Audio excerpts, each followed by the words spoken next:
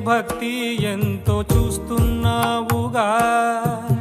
ఆకలితో చెయ్యే చాచి వస్తే తన చేతుల్లోని ఆహారం పంచే చేయి చూస్తున్నావుగా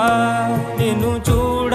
జనమంతా జగమంతా తిరుగుతారే సులభంగా నిన్ను చేరే దారెవరు తెలుసుకోరే అలంకారం అసలు లేని అహంకారం అన్నది లేని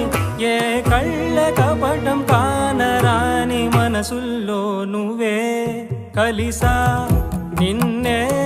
నిన్నే మరిచా